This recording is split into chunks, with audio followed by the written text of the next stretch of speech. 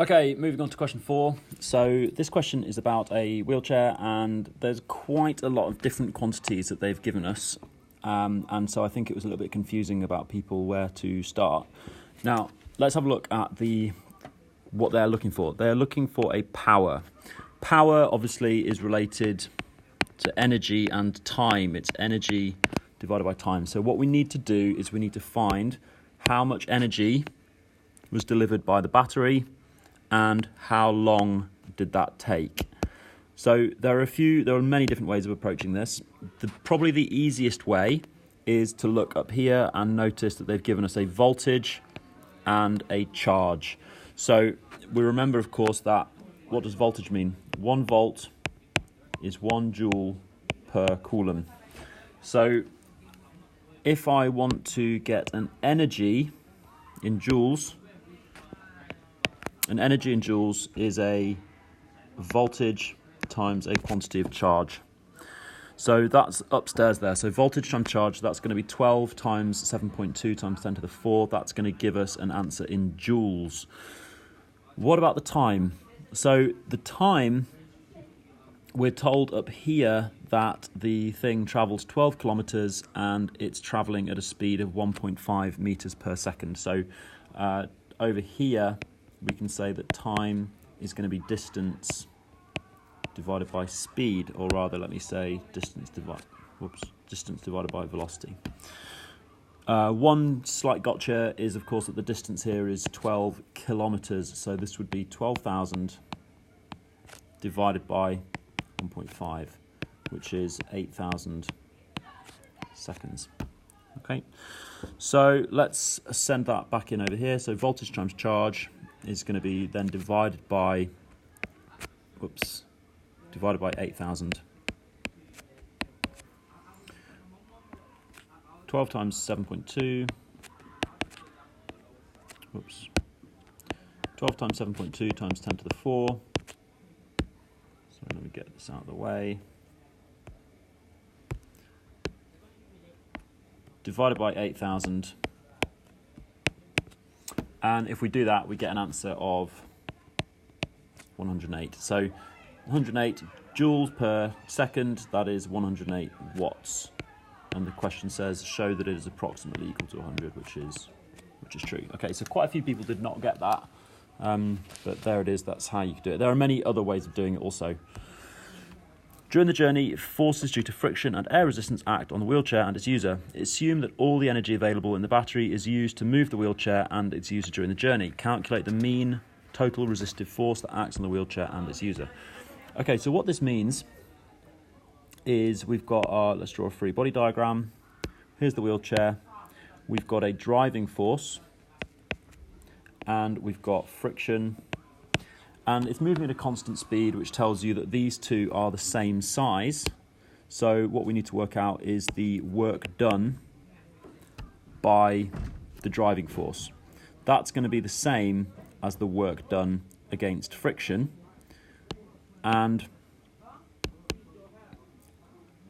what's the relationship between force and work done? Well, work done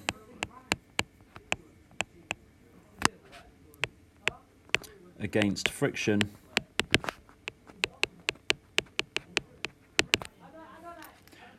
work against done friction, that's not very good, is it?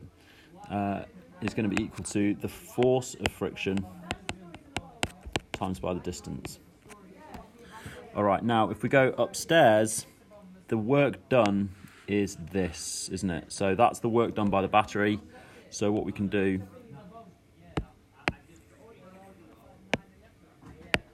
we can say 12 volts times 7.2 times 10 to the 4. Is that right? Yep. That's the work done. If we divide that by the distance is 12,000 meters.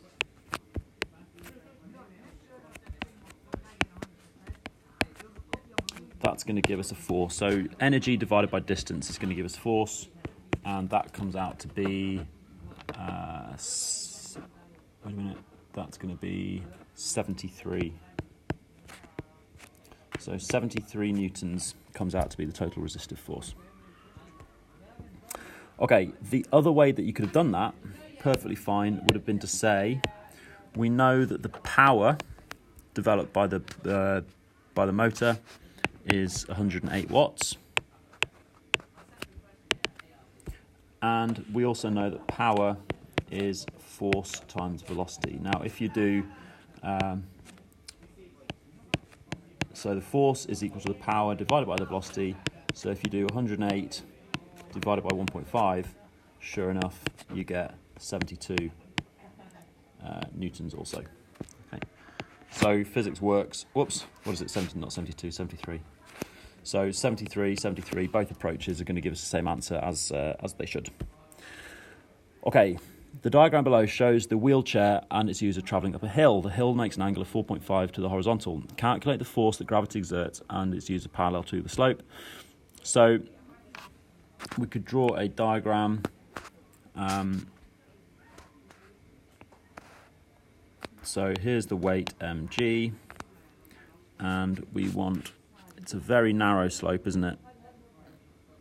So we'd try and make the triangle like this, and we'd be looking for this length here, and this is the small angle, 4.5.